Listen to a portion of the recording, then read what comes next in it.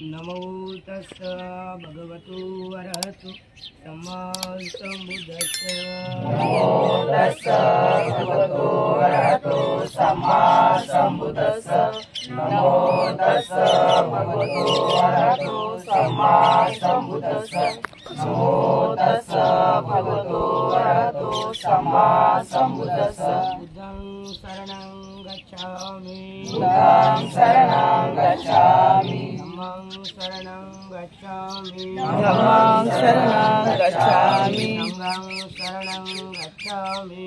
संघं शरणं गच्छामि। द्वितीयंपि बुद्धं शरणं गच्छामि। द्वितीयंपि बुद्धं शरणं गच्छामि। तृतीयंपि धम्मं शरणं गच्छामि। द्वितीयंपि धम्मं शरणं गच्छामि। तृतीयंपि संघं शरणं गच्छामि। द्वितीयंपि संघं शरणं गच्छामि। तृतीयंपि बुद्धं शरणं गच्छामि। तृतीयंपि बुद्धं शरणं गच्छामि। तृतीयंपि धम्मं शरणं गच्छामि। तृतीयंपि धम्मं शरणं गच्छामि। तृतीयंपि संघं शरणं गच्छामि। तृतीयंपि संघं शरणं गच्छामि।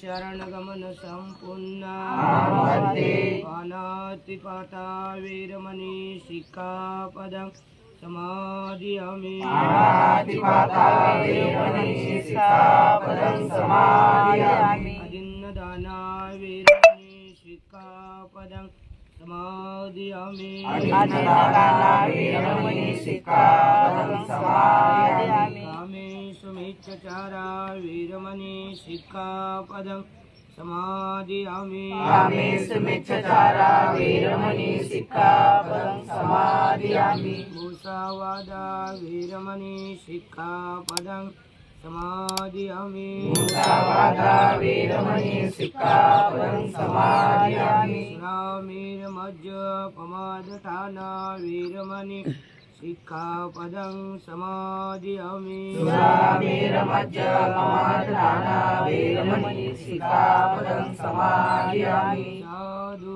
साधु साधु साधु साधु साधु। बुद्धं नमामि। धम्मं नमामि। संघं नमामि। सर्वांनी असंच मेडिटेशनला बसा.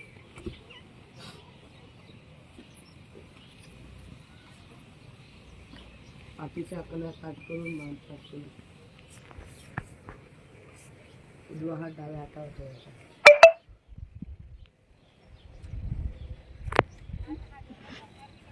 संपूर्ण चित्त एकाग्र करायचं आहे. प्रसन्न मनाने श्वास घ्यायचा.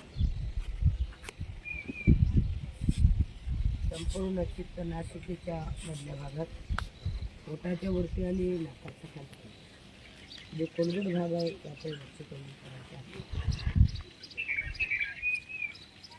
आम्ही स्थिर मन करून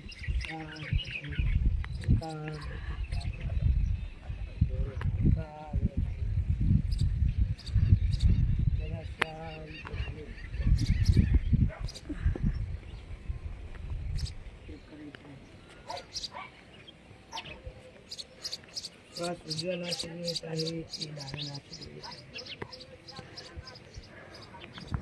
शीतल येत आहे, गरम येत आहे, उष्ण येत आहे, थंड येत आहे. हे संपूर्ण जाणायचं आहे. मन फार चंचल आहे, धावणार आहे, पळणार आहे. त्या चंचल मनाला सावरण्यासाठी, मनाला स्थिर करण्यासाठी मेडिटेशन फार महत्त्वाचं आहे. अगदी एकाग्र चित्ताने प्रसन्न मनाने सकाळी 10 मिनिटं आणि संध्याकाळी 10 मिनिटं आपण हे मेडिटेशन केलं पाहिजे. पाठीचा कणा ताट करून मान ताट करून उजवा हात डाव्या हातावरती ठेवून नॅचरली जो श्वास येत आहे, जात आहे, त्याकडे चित्त एकाग्र करायचं. अगदी शांतपणे संपूर्ण चित्त नासिकेच्या मधल्या भागात, ओठाच्या वरती आणि नाकाच्या खाली. नव्याण्णव आजार बरे होतात, एकच आजार बरा होत नाही, ते सर्दी पडतं.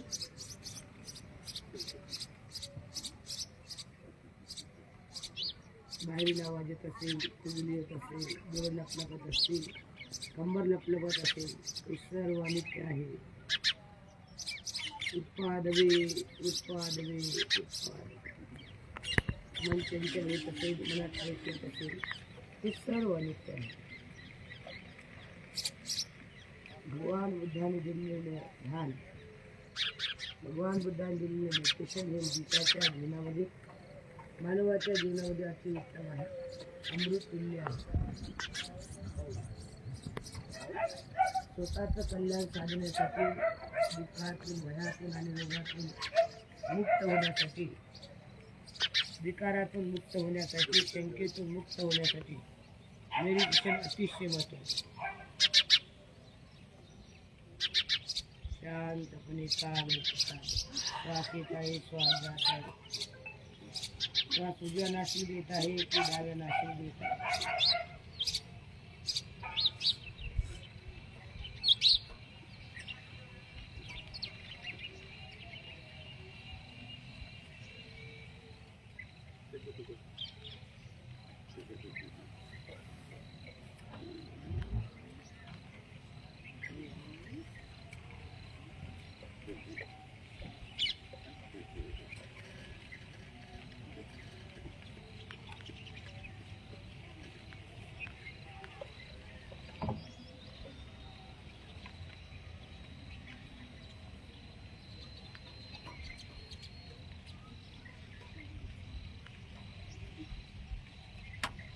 स्थिर मनाने शांत.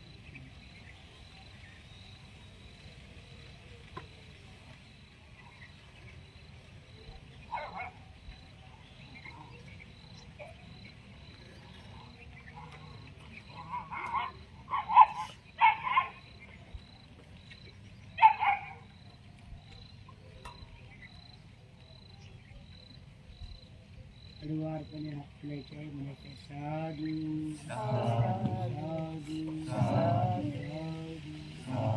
बुद्धं नमामि,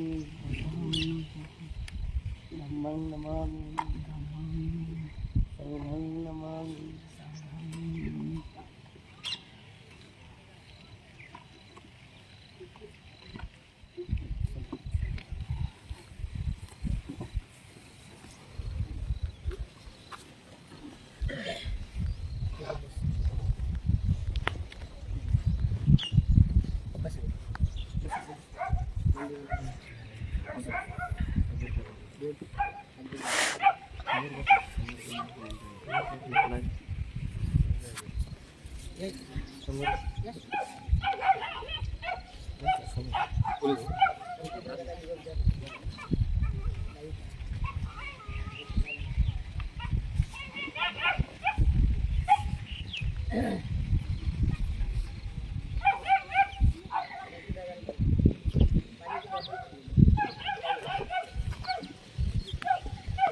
कुत्र्याला हात जरा कसं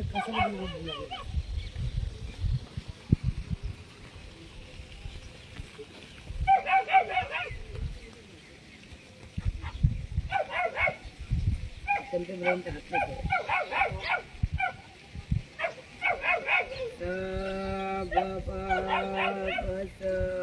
करण कुशल उपसंपदा सचेत परियुक्तपन एतं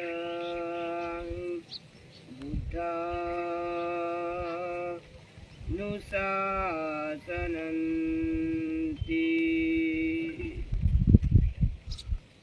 ईश्वर शांतिदूत महामानव तथागत भगवान गौतम बुद्ध, बोधिसत्व परमपिता, भारतीय घटनेचे शिल्पकार डॉक्टर बाबासाहेब आंबेडकर, स्त्रियांचे जीवन उज्ज्वल करते महात्मा ज्योतिबा फुले या रत्नांना प्रथमतः अभिवादन करून आज आपण अडीच महिन्यापासून लाईव्ह बेसिक प्रशिक्षण, या बेसिक प्रशिक्षणमध्ये आपल्या सर्वांचे वेलकम, सर्वांना मंगलकामना, शुभकामना.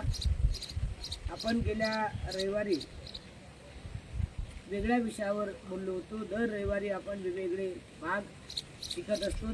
आज आपण मानवी जीवनाला पंचशील किती महत्त्वाचं आहे, नेमकं बाबासाहेबांनी पंचशील का दिलं, पंचशील का घ्यावं, किंवा पंचशील मानवी जीवनात किती महत्त्वाचं आहे, हे आपण हा पॉईंट बघणार आहोत. आज भगवान बुद्धांनी बाबासाहेबांनी दिलेलं पंचशील, पानातिपाता वेरमणी शिक्षापदं समादयामि. पानातिपाता वेरमणी, मी प्राणहिंसा करणार नाही. आता प्राणहिंसा करणार नाही म्हणजे नेमकं काय करणार नाही? आपण सामान्य माणसं कोंबडा बोकडा वगैरे कापत नाही, परंतु भगवान बुद्ध म्हणतात पानातिपाता वेरमणी शिक्षापदं समादयामि. मी प्राणहिंसा करणार नाही म्हणजे एखाद्याकडे तुम्ही डोळे वाचले ती सुद्धा प्राणहिंसा आहे. तुम्ही एखाद्याला तोंड वाचून जरी बोललात तरी प्राणहिंसा आहे. एखाद्याला हातवर करून जरी बोललात तरी प्राणहिंसा आहे. एखाद्याबद्दल कपट रचलं ते सुद्धा प्राणहिंसा आहे. एखाद्याबद्दल वाईट बोलत असाल हे सुद्धा प्राणहिंसा आहे. एखाद्याबद्दल वाईट ऐकत असाल हे सुद्धा प्राणहिंसा आहे. एखाद्याबद्दल काही नसताना, चूक नसताना सुद्धा आपण त्याला चुकीचं ठरवतो हे सुद्धा प्राणहिंसा आहे. म्हणून भगवान बुद्ध म्हणतात, बाबासाहेब म्हणतात, पानातिपाता वेरमणी शिक्षापदं समादयामि. मी माझ्या आयुष्यात प्राणहिंसा करणार नाही, यापासून अलिप्त राहण्याची मी प्रतिज्ञा ग्रहण करतो. आता प्रतिज्ञा ग्रहण करतो, पण मानवी जीवनात जगत असताना आपण प्राणहिंसा केल्याशिवाय राहत नाही. म्हणून भगवान बुद्ध म्हणतात की पंचशील ही मानवी जीवनातलं अतिशय अग्रस्थान आहे. जे जे उपासक उपासिका पंचशिलेचं पालन करतात त्यांच्या आयुष्यात सुखी, समृद्धी, आरोग्य आणि निरोगी असतात. तर पंचशील जे जे लोक स्वीकारतात, जे जे लोक ग्रहण करतात, त्या लोकांना पंचशिलेचं महत्त्व माहीत आहे. आणि जे जे लोक पंचशिलेचं पालन करतील त्यांना आज, उद्या आणि परवा त्यांना सुखच सुख आहे. सुख काही हे पोत्यानं आणता येत नाही, परंतु तुम्ही सुखकारक मार्गाने गेले ही तुमच्या चेहऱ्यावर, मनावर दिसून येते. आणि म्हणून भगवान बुद्ध म्हणतात, बाबासाहेब म्हणतात की मानवाचा मोठा केंद्रबिंदू म्हणजे पंचशील. आणि हे पंचशील जर पालन केलं तर आयुष्यात कुठंच हात जोडायची किंवा हात जोडून बसण्याची गरज नाही. तर भगवान बुद्धाने सांगितलेलं पंचशील आज, उद्या आणि परवा आपल्या मानवी जीवनासाठी अतिशय कल्याणकारी. दुसरं उदाहरण आहे अजिन्न दाना वेरमणी शिक्षापदं समादयामि. अजिन्न दान, मी न दिलेली वस्तू घेणार नाही. बाई माणसं अलगतच नवऱ्याच्या खिशातले 500 रुपये नोट काढून घेतात, मी घेतली नाही. अजिन्न दान, मी न दिलेली वस्तू घेणार नाही. मी न दिलेली वस्तू घेणार नाही. जर रस्त्याने चाललं आपण एखादं पॉकेट मिळालं, ती पॉकेट लगेच आपण उचलतो. अजिन्न दाना वेरमणी शिक्षापदं समादयामि. मी न दिलेली वस्तू घेणार नाही. जर नवऱ्याच्या खिशातली 500ची नोट काढून जर तुम्ही नवऱ्याला सांगितलं तर ते सत्य आहे, परंतु तुम्ही चोरून अलगत काढत असाल आणि मला ती माहीतच नाही असं जर म्हणत असाल तर ते शील तुटले जाते. अजिन्न दाना वेरमणी शिक्षापदं समादयामि. मी न दिलेली वस्तू घेणार नाही. भगवान बुद्ध म्हणतात, बाबासाहेब म्हणतात, एखाद्या वस्तूची परमिशन न घेता, एखाद्या वस्तूची परमिशन न मिळवणे किंवा ते न विचारता करणे, त्याला आपण आपल्या आयुष्यात अजिन्न दाना वेरमणी शिक्षापदं समादयामि. मी माझ्या आयुष्यात न दिलेली वस्तू, न सांगितलेल्या गोष्टी आपण आपल्या जीवनामध्ये आपण ते पालन केलं पाहिजे. त्यांना पालन करणं हे अत्यंत गरजेचं आहे. आपल्या जीवनामध्ये जर आपण पंचशिलेचं पालन केलं नाही, आपण पंचशिलात जगलो नाही, तर आयुष्यात अशा अनेक चोऱ्या करू शकतो आपण अशा अनेक, मग कुठल्याही चोऱ्या होऊ शकतात. घरातल्या वस्तूच्या, बाहेरच्या वस्तूच्या. काही लोक शेतकरी असतात, आपल्या शेतात असून सुद्धा ते दुसऱ्याच्या शेतातलं काढून घेतात. अजिन्न दाना वेरमणी शिक्षापदं समादयामि. एखाद्या शेतामध्ये जास्त भाजी असेल, आपल्या शेतात तशी ठेवतात, दुसऱ्या शेतातली काढून घेतात. अजिन्न दाना वेरमणी, मी न दिलेली वस्तू घेणार नाही. भगवान बुद्धाने हे शील अतिशय महत्त्वाचं सांगितलं की आपण आपल्या आयुष्यात न दिलेली वस्तू न स्वीकारणे म्हणजे अजिन्न दाना वेरमणी शिक्षापदं समादयामि. मुसावादा वेरमणी शिक्षापदं समादयामि. मुसावादा म्हणजे मी खोटं बोलण्यापासून अलिप्त राहण्याची प्रतिज्ञा ग्रहण करतो. आयुष्यामध्ये आपण खोटं बोलायचं नाही. प्रियजनो, भगवान बुद्ध म्हणतात की जे जे लोक खोटं बोलतात, जे जे लोक शिलाचं पालन करून खोटं बोलतात, त्यांच्या आयुष्यात सुख मिळत नाही. काय मिळत नाही? सुख मिळत नाही. खोटं बोलणं म्हणजे काय? एखाद्याच्या प्रेशरवरती येणे, एखाद्याच्या आडी लपणे, समजा एखादा बरं उभा आहे त्याच्या आडी लपणे, आपला चेहरा दिसू नये बाबा, आपले विचार दिसू नये बाबा, आपण त्याच्या आडी लपलं म्हणजे यानं केलं असं सांगायला बरं होतं, म्हणून आडी लपणे. मुसा वादा वीरमणी शिक्का पदं समाजन. आपण घरात झोपलेलो असतो, मोबाईलवर फोन आला, कुठं गेलो, मी मुंबईला आहे, औरंगाबादला आहे, पुण्याला आहे, मी कलकत्त्याला आहे, आणि घरातच झोपलेलो. मुसा वादा, खोटं बोलण्यामुळे. भगवान बुद्ध म्हणतात खोटं बोलण्यामुळे, खोटं निश्चित बोला, पण कधी बोला, ज्या खोटं बोलण्यामुळे एखाद्याचा जीव वाचत असेल, ह्या खोट्या बोलण्यामुळे एखाद्याचा त्रास कमी होईल. निश्चित खोटं बोला. एखाद्या तुमच्या एका खोट्या गोष्टीमुळे त्याच्या जीवनामध्ये परिवर्तन होईल, निश्चित खोटं बोला. परंतु भगवान बुद्ध म्हणतात सतत आणि सतत, मुसा वादा वेरमणी शिक्का पदं समाजन. सतत आणि सतत तेच गोष्ट जर करत असाल तर त्या खोटं बोलण्याला तुम्ही शील तोडता असं म्हणण्यास काय हरकत नाही. भिक्खूंना तर बोलूच नाही, उपासकाची गोष्ट आहे ती. भिक्खूंनी बोलू नये, सामनेरांनी बोलू नये, खोटं बोलू नये. भगवान बुद्ध म्हणतात खोटं बोलण्यामुळे एक खोटं लपवण्यासाठी 100 खोटं दळावं लागतं, आणि मनाला समाधान मिळत नाही. मी खोटं बोललो म्हणजे मनामध्ये ते सारखं बोचत राहते, आणि म्हणून भगवान बुद्ध म्हणतात खोटं बोल. जे उपासक आहेत, जे सामनेर आहेत, जे महाउपासिक आहेत, जे शील प्रदान करणारे लोक आहेत, त्यांनी तर अजिबात खोटं बोलू नये. खोटं बोलल्यामुळे आयुष्यामध्ये अतिशय नुकसान होते. आपण आई वडिलाला बर्बाद करतो, स्वतःच्या विचाराला बर्बाद करतो, स्वतःच्या मनाला बर्बाद करतो, नातेवाईकाला बर्बाद करतो, आपल्या शेजारच्या माणसाला बर्बाद करतो. एखादा विद्वान पंडित माणूस तुमच्यासोबत असेल त्याच्यावर आपण ब्लेम करतो, त्याच्यामुळे आपण बर्बाद होतो. विषय म्हणजे असा आहे की एक खोटं बोलताना तुमच्या आयुष्याचा नाश होतो. आणि म्हणून भगवान बुद्ध म्हणतात मुसा वादा वेरमणी शिक्का पदं समादयामि. मी खोटं बोलण्यापासून अलिप्त राहण्याची प्रतिज्ञा करतो. भगवान बुद्धांनी सांगितलं की खोटं बोलणारा माणूस, एक गुरु होता आणि एक शिष्य होता. एक गुरु आणि शिष्य दोघांचं खूप अतिशय प्रेम एकमेकावरती. गुरुनं सांगितलं की आज मला तुझी परीक्षा द्यायची आहे, मग वांग्याची भाजी तू खायची नाही. काय म्हणे वांग्याची भाजी खायची नाही. पहिल्या दिवशी त्या शिष्याला ऐकलं, वांग्याची भाजी खाल्ली नाही. दुसऱ्या वेळेस गुरुनं परीक्षा घेतली की माझा शिष्य किती परिपक्व झाला. दुसऱ्या वेळेस तो म्हणे बाबा मला मच्छी आवडते म्हणे, मच्छी घेऊन ये म्हणे. मच्छी घेऊन आला म्हणे सुंदर भाजी कर म्हणे कट आहे म्हणे, तू खायची नाही. शिष्याला असं वाटलं हे चुकीच्या गोष्ट आहे. गुरु पटापट खाऊ लागला आणि मला म्हणजे खाऊ नका. कसा गुरु आहे बघा. गुरु म्हणे मी खाईन पण तू खायचं नाही. शिष्याला वाटलं गुरुला काय माहित आहे. गुरुनं सांगून गेला, त्याने भाजी बिजी केली. गुरु आला, जेवण करता करता गुरु म्हणला हे बघा माझी इच्छा होती मच्छी खायची, मी मच्छी खाणार, पण तू मच्छी खायची नाही. काय म्हणला गुरु शिष्याला, तू मच्छी खायची नाही. शिष्याला वाटलं गुरु फिरायला गेला, याने लगे आपली पटकन भाजी घेतली, पटकन पटापट जीव लागला. गुरुला माहितीच होता खाणार आहे म्हणून, पण गुरु वारंवार सांगत तू खायचं नाही, मी खाणार नाही, तू खायचं नाही. आणि मग गुरु तिकून आला. गुरु म्हणला काय रे गडे जेवण झालं नाही म्हणे. गुरु जेवतोच आहे. बरं काय खाल्लं म्हणे. तो लाजला. गुरुनं सांगितल्यावर तो लाजला. तो म्हणला मच्छी खाल्ली, ठीक आहे खाऊन घे म्हणे, मी सांगतो तेवढं ऐक म्हणे. खाल्ल्यानंतर पूर्ण मच्छी काढून दे. काय म्हणले, खाल्ल्यानंतर पूर्ण मच्छी काढून दे. अरे गुरु जर त्याग करतो तसा मी त्याग करतो, गुरु जसा मुंडन करते मी तसा मुंडन करतो, गुरु चिवर घालते मी चिवर घालतो, गुरु जसा चालते तसा चालतो, गुरु वंदना घेते मी वंदना घेतो, गुरु शिलाचं पालन करते मी शिलाचं पालन करतो. मग मी तर गुरु सारखाच आहे ना. कोणाला गर्व आला, शिष्याला गर्व आला. गुरु तर माझाच काय फरक आहे, गुरु सारखाच मी आहे. गुरु कसा काय म्हणते असं. गुरु म्हणला ठीक आहे खाल्ल्याबद्दल वाद नाही, पण खाल्ल्यावरती काढून दाखव. तू हे कसं काय गुरु, पण तसं नसते म्हणते, ते तुला काढून दाखवा लागेल.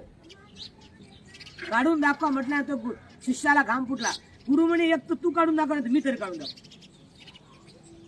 काय म्हटला गुरु, एक तू तरी काढून दाखव नाही तर मी तरी काढून दाखवतो. शिष्य गप झाला. शिष्याला कडे ना काय करावं. शिष्या परेशान झाला. आता गुरु म्हणते बसची कशी काढायची. गुरु म्हणला तू काढत नाही ना, ठीक आहे म्हणे. गुरुनं हात घातला आणि पटकन ते मच्छा काढून निघ म्हणते.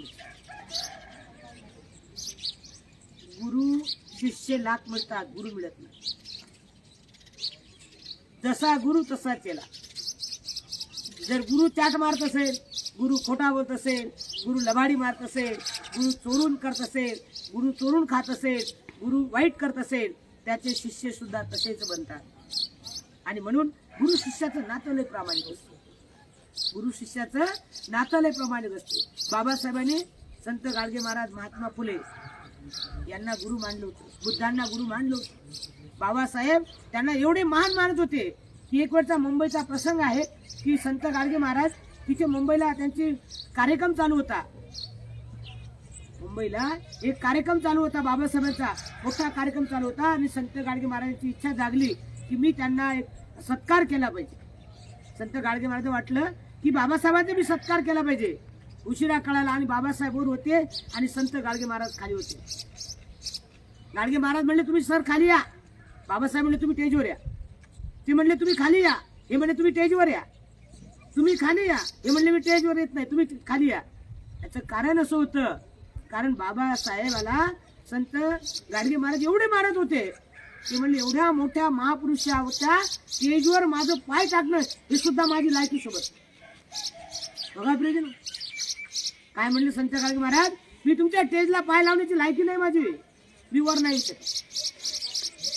शेवटी बाबासाहेब चिडले आणि बाबासाहेब स्टेजच्या खाली आले, त्यांचा सन्मान स्वीकारला. बिरेजनो, हे गुरु शिष्याचं नातं असते. गुरु आणि शिष्याचं नातं प्रामाणिक नातं असते. याच्यामध्ये कुठला देण्या घेण्याचा वगैरे व्यवहाराचा विषय नसतो. गुरु हा अतिशय मयाळू आणि प्रेमळ असते. शिष्य तेवढाच असला पाहिजे. आणि जो शिष्य गुरु प्रामाणिकपणे राहते, आदरपूर्वक राहते, सन्मानपूर्वक राहते, त्याच्या आयुष्यामध्ये तो कितीही मोठा झाला तरी त्या गुरुचा सन्मान त्याला करण्याची संधी मिळते. गुरु त्यांना उभं राहण्याची संधी देते. जर तुम्ही गुरुला धोका देत असाल, गुरुप्रती जर गुरुना असेल, गुरुप्रती जर तुम्ही खोटं बोलत असाल, तर तुमच्या आई वडिलांना तुम्ही स्वतःला तर फसवता 100%. गुरु फसेल तेव्हा फसेल, गुरु फसेल तेव्हा फसेल. पण पहिल्यांदा सुरुवातीला तुम्ही तुमचं वाटोळं करता. तुमच्या मनात राग, क्रोध, गुरुबद्दल शंका, कुशंका, अपशब्द, आणि मग तिथून तुमची अधोगतीची सुरुवात होते. मग तुम्ही स्वतःला फसवलं, स्वतः फसले, मग तुमचे आईवडील फसले, आईवडील फसले, तुमचे नातेवाईक फसले, नातेवाईक फसले, गुरु फसला, गुरु फसल्यानंतर समाज फसला, आणि समाज फसल्यानंतर तुम्ही तिथून तुमच्या जीवनाची अधोगती चालू. राग, ट्रेस मनात विपल्क चालू होते, आणि मग वेगळ्या मार्गाने, चांगल्या मार्गाने जाण्याचं वाईट मार्गाने जायचं. किती चांगलं केलं वाईटच होते. का असं होते? कारण तुमची मनस्थिती ठीक नसते, तुमच्या मनातले विचार चलबिचल असतात. आणि म्हणून आयुष्यामध्ये आपण गुरुशी प्रामाणिक राहिलं पाहिजे. गुरु अन्यथ आई वडील, माता पितु पठानं कुत्तदार ससंग, अनाकुलाच गमनता येतं मंगलमुत्तम. आपण आई वडिलाला खरं बोलायचं, आई वडिलाचा सन्मान करायचा, आदर करायचा. आई वडिलांच्या एकाच शब्दापुढेही आपण जायचं नाही. आई वडिलांना म्हटलं इथे तुला जीव द्यावा लागेल, दिला पाहिजे, काय हरकत नाही. कारण कोणताच आई वडील मुलांना वाईट शिकवत नाही. कुठलीच आई मुलाला वाईट शिकवत नाही. तिला 10 मुलं जरी असेल, ही तुमच्यात गैरसमज होते, माझ्या त्या भावाला जीव लावते, त्या बहिणीला जास्त जीव लावते, त्याला जास्त देते, त्याला जास्त घेऊन देते, असं अजिबात होत नाही प्रियजनो. तिला 10 लेकरं जरी असेल तर 10 लेकरांसाठी सुद्धा प्रेम तिचं सारखंच असते, विभाजित होत नाही. या जगातला तिन्ही काळाचा राजा, आई विना भिकारी, हे जे वाक्य आहे हे अतिशय महत्वाचं आहे, अतिशय महान आहे. आपली आई आपल्याबद्दल शंका कुशंका बाळगत नाही. या जगातलं ते मोठं न्यायालय आहे. ती जेवढी पदराखाली घेणार, जेवढ्या तुमच्या चुका झाकणार, तेवढ्या चुका कोणी तुमच्या झाकू शकत नाही. आणि म्हणून आईची वडिलांची किमया, गुरुची किमया या जगात तुम्हाला कोणी देऊ शकत नाही. जसे आई वडिलांचं प्रेम असते तसंच गुरुचं असते. गुरुला 100 लेकरं जरी असले तरी गुरु म्हणते हे शिष्य माझे सारखेच आहे. तो शिष्यांमध्ये भेदभाव करत नाही, शिष्यांमध्ये राग करत नाही. आम्ही आमच्या मुळाव्याच्या सेंटरला 50 विद्यार्थी होतो. आमच्या गुरुने एक किंचितही फरक पडला नाही. आज आम्ही घडलो, मोठं झालो, हे गुरुचं वैभव आहे, आमचं वैभव नाही. आज जे काही आम्ही बनलो, आम्ही जे काही उभं केलं, हे आमच्या गुरुची परिश्रम आहेत. कदाचित आमच्या गुरुला आम्ही चाट मारली असती, खोटं बोललो असतो, लुच्च्या लबाड्या केल्या असतात, कदाचित हे बनू शकलो नसतो. हे तेवढंच महत्वाचं आहे. आणि म्हणून गुरूंचा सन्मान, गुरुचा आदर, गुरुसोबत प्रामाणिक हे असणं अत्यंत गरजेचं आहे. आपण आपल्या आयुष्यामध्ये आपल्या आईवडिलाला घरी गेल्यानंतर सुद्धा आपण आपल्या आई वडिलांशी प्रामाणिक असलं पाहिजे. कुठल्याही गोष्टी आपण चुकीच्या गोष्टी बोलायच्या नाही. आई वडिलाला फसवायचं नाही, आई वडिलाला भावनिक करायचं नाही आणि आई वडिलाला दुखवायचं नाही. ज्या क्षणी तुमच्या आई वडिलांच्या डोळ्यातून पाणी येते, ज्या क्षणी तुमचे आई वडील रडतात, या जगात तुमच्यासारखा कोणी पापीच नाही. लक्षात ठेव. कान उघडून ठेवून बोला. बघा, ज्या दिवशी तुमच्या आई वडिलांच्या डोळ्यातलं पाणी येते, ज्या दिवशी तुमच्या आई कडकडून बोलतात, तो दिवस तुमच्यासाठी फार अतिशय वाईट आहे आणि तुमच्यासारखा पापी माणूस या जगात कोणी नाही. आणि म्हणून आपल्या प्रती आपली आई रडणे, आपला वडील रडणे किंवा आपला गुरु त्रास्त करून घेणे हे फार मोठं पाप आहे. ही तुमच्या जीवनाची अनुभूती आहे. आणि म्हणून आपण आपल्या आयुष्यात सुखाचा मार्ग शोधला पाहिजे, सुखाच्या मार्गाने गेलं पाहिजे. मी रात्री सांगितलं की बाबा, एक साधू होता आणि त्याच्याकडे एक महंत गेला, एक सामान्य माणूस गेला आणि तो म्हणला, महाराज मला सुखाचा मंत्र द्या. काय म्हणे? महाराज मला सुखाचा मंत्र द्या म्हणे. आज मला वेळ नाही म्हणे, उद्या ये म्हणे. मग तो दुसऱ्या दिवशी गेला, म्हणे महाराज तुम्ही मला सुखाचा मंत्र देणार होते. अरे म्हणे आज लय गर्दी आहे म्हणे राजा, उद्या संध्याकाळी 6 वाजता आहे.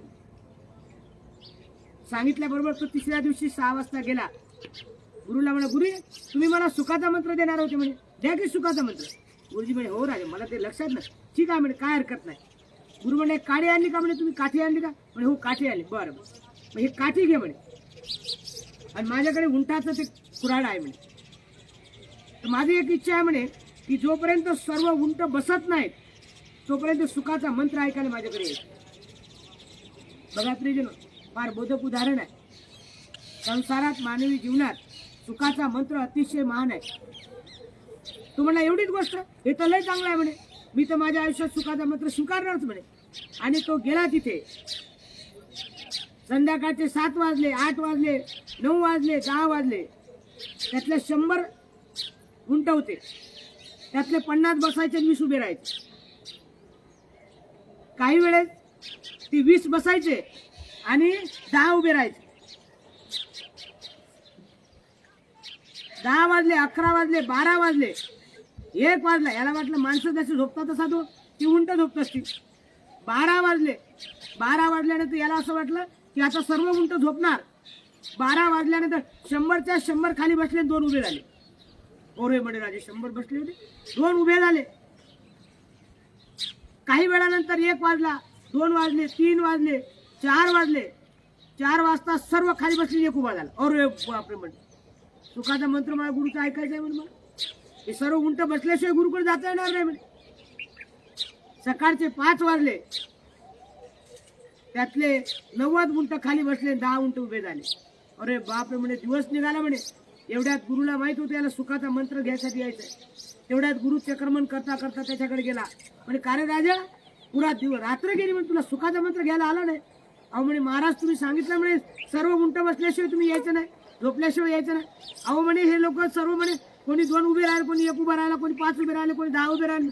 अख्खा रात्र गेली म्हणे, पण उंट काय झोपले नाही म्हणे, उंट काय बसले नाही म्हणे. अरे गरजा म्हणे, मानवी जीवन कसं आहे, एक समस्या संपली की दुसरी समस्या उभी झाली. एक समस्या संपली, आपण काय आता एवढं झालं ना, मी लय निवांत झालो बाबा, आता मी हे करणारच नाही, मला लय सुख मिळणार, मी आता काहीच करणार नाही. ते म्हणता की उदाहरण संपता दुसरी समस्या चालू होती. महाराज म्हणला, हा सुखाचा मंत्र. प्रत्येक क्षणी खुश राहणे, प्रत्येक क्षणी आनंदाने राहणे, प्रत्येक क्षणी जागृत राहणे, प्रत्येक क्षणी आठवणीत राहणे आणि प्रत्येक क्षणी निरोगी राहणे, हा सुखाचा मंत्र. समस्या कधी संपत नाही, समस्या कधी थांबत नाही, समस्या कधी आपल्यासाठी वेट करत नाही. समस्येला तुम्हाला पार करावं लागते, हाच तुमचा सुखाचा मंत्र आहे. म्हणून मानवी जीवनामध्ये मी ही गोष्ट झाली की मी इथं जाईल, ही गोष्ट झाली की मी ते करेल, अजिबात ते करायचं. ते करता करताच आपण आपलं जीवन सुखी ठेवायचं, आनंदी ठेवायचं. मानवी जीवन जास्त मोठं नसते. आणि म्हणून हा सुखाचा मंत्र आपण सर्वांनी लाईव्ह बसलेले, इथं बसलेल्या सर्वांनी एक गोष्ट लक्षात ठेवायची आहे की प्रत्येक सेकंद अतिशय महत्वाचा असतो, व्हेरी इम्पॉर्टंट. आजचा गेलेला वेळ हा तुम्हाला परत कधी येणार नाही. आजची गेलेली धम्मदेशना परत पुढच्या रविवारी तुम्हाला ऐकायला मिळणार नाही. आजचा गेलेला सेकंद, या सेकंदाला लाखो करोड रुपये खर्च केले तरीही तुम्हाला हा वेळ मिळणार नाही. आणि म्हणून बाबासाहेब म्हणतात टाइम इज मनी, वेळेला महत्व द्या. जे जे लोक वेळेला महत्व देतात, वेळेसोबत जगतात, वेळेसोबत राहतात, त्यांच्या आयुष्यात पश्चाताप करण्याची वेळ येणार नाही. त्यांच्या आयुष्यात देवाला महाराजाला विचारायची गरज पडणार नाही. त्यांच्या आयुष्यात आपल्याला मी वाईट केलं असं म्हणण्याची वेळ येणार नाही. वेळ उत्तर देते, आपल्याला उत्तर द्यायचं नाही. प्रत्येक गोष्टीचे उत्तर आपण द्यायचं नाही. ज्यावेळेस तुमच्या मनाच्या विरुद्ध होतं त्यावेळेस तुम्ही कूलडाऊन झालं पाहिजे, शांत झालं पाहिजे. मनाच्या विरुद्ध झालं त्या दिवशी थांबलं पाहिजे. वेळ तुम्हाला उत्तर देते, तुम्ही उत्तर द्यायचं नाही. तुम्ही पटवून देण्याची गरज नाही. एखादी गोष्ट केली ती मी केलीच नाही हे सांगण्याची गरज नाही. वेळ तुम्हाला उत्तर देते. आणि म्हणून विद्वान लोक बोलताना एक सेकंद विचार करतात. मानवाने सुद्धा बोलताना एक सेकंद विचार केला पाहिजे की मी जे बोलतो त्या बोलण्यामुळे माझं, माझ्या कुटुंबाचं, माझ्या परिवाराचं, माझ्या नातेवाईकाचं, माझ्या समाजाचं नुकसान होणार नाही. कायेन सौर साधू साधू वाचेन सौर साधू. काया आणि वाचा अतिशय महान आणि फलदायक आहे, फार मोठी पुण्यदायक आहे. आणि त्या काया वाचाला सांभाळण्यासाठी भगवान बुद्धाने पंचशील दिलेलं आहे. त्या पंचशिलेचं पालन तुम्हाला आणि मला करायचं.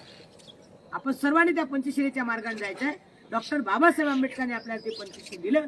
त्या पंचशिलेचं पालन आपण आज, उद्या आणि परवा जर केलं तर आयुष्यात तुमच्यासारखा सुखी उपासक, तुमच्यासारखा सुखी माणूस या जगात मिळणार आहे. आणि म्हणून जगात हे मोठं सुख आहे. आजच्या रविवारी आपण मुसावादा वेरमणे इथपर्यंत पंचशील शिकलेला आहोत. इथपर्यंत उरलेलं शील पुढच्या रविवारी तुम्हाला सांगायचं आहे की कुठल्या शिलापासून आपल्याला कंटिन्यू करायचं आहे. यावेळेस आपण 3 शिलाचं उदाहरण घेतलेलं आहे.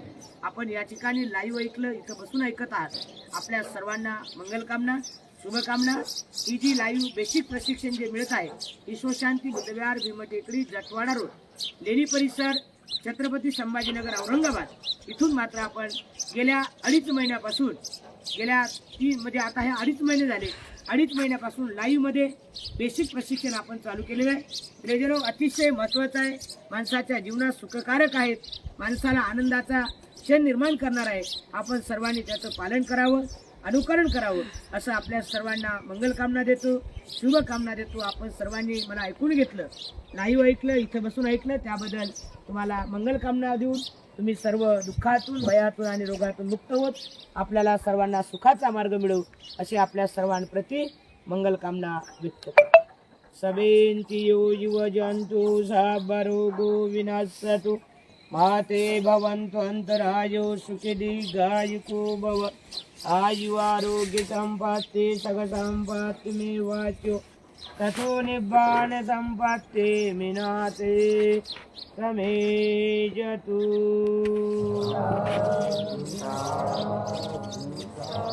बुद्धं नमामि,